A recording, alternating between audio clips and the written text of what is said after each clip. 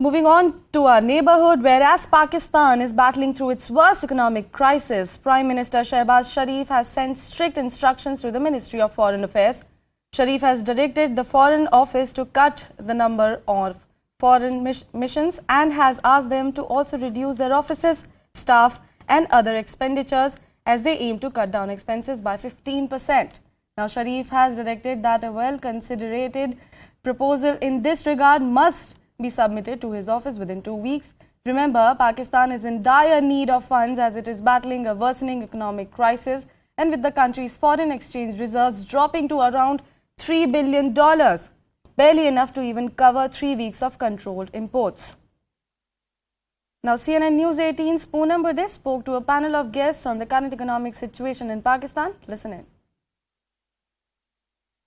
But Sushant Sari, no surprise that Pakistan is in the state it is in. Most of it is out of its own behavior.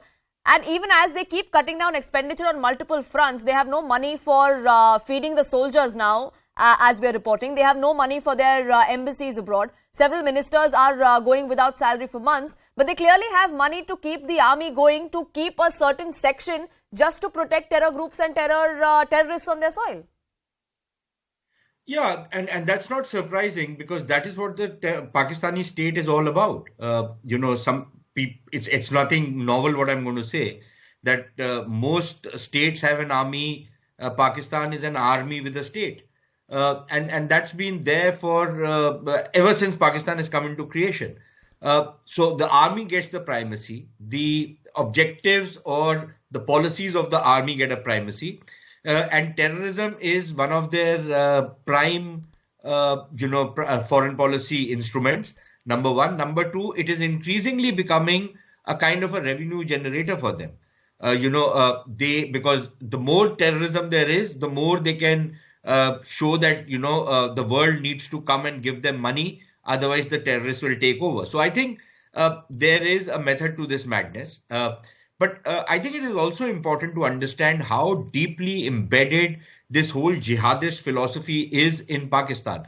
At a time when they crib about what is happening to them from Afghanistan, we forget that the current defense minister, Khwaja Asif, has been one of the acolytes of the Taliban. He was one of the guys who used to laud the Taliban on his Twitter accounts and in his interviews when he was not in government.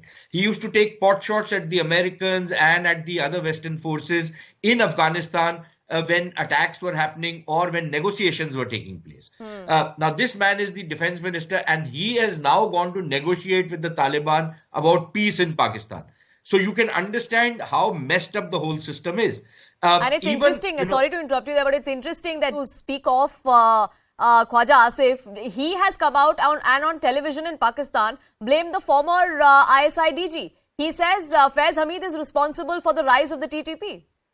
Look, the reality is everybody in Pakistan is responsible for what is happening in Pakistan. Why blame it on Faiz Hamid? Because he's an easy target right now. But while Faiz Hamid was, orchestrating the whole Taliban invasion or occupation of Afghanistan, it was people like Khwaja Asif who were egging them on and who were lauding the Taliban's military prowess over the Americans. It was people like Shehbaz Sharif, people like Bilawal Bhutto. Even the other day, he said, no, the Afghan Taliban are really nice guys. It's only the Pakistani Taliban who are bad guys, right? Each one of them has been responsible for it. Can't be blamed for the Frankenstein that Pakistan has created. It is those snakes in the backyard that Hillary Clinton had spoken of, Major Katosh, that are biting them. And they still don't stop. They still don't learn. There was an FATF sword that was hanging on their head and they made this entire farce about how they're acting against terror groups and terrorists acting on their soil. They tried to put some behind bars, claimed it was house arrest. But we all know the reality of that sham.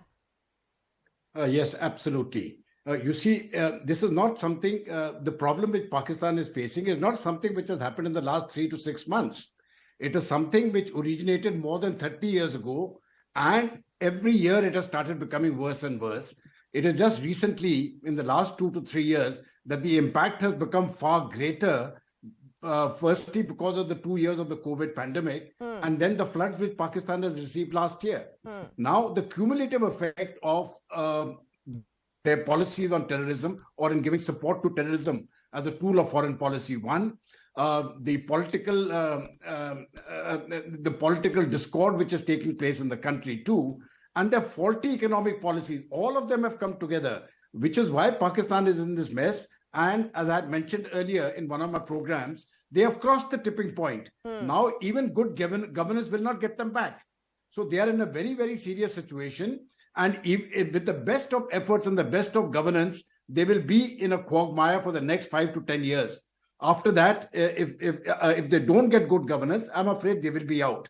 To blame any one person is totally not correct. This is an institutionalized policy which Pakistan has been following. It is not something which is a brainchild of any one individual. Every general of the Pakistan army, every politician in Pakistan is responsible for the mess they are in. Poonam. Absolutely. And as the crises mount, Sushant Sareen, and if this is going to continue for a few years together before they actually get their act together, are we going to see a cascading effect of that in the region? Is that something that India should also be wary of? No, I don't particularly fear that because look, the thing is that as the Pakistani state weakens, it will be so embroiled in its own internal struggles for survival that I don't think it'll have much of a bandwidth to push anything India's way or indulge in any adventurism.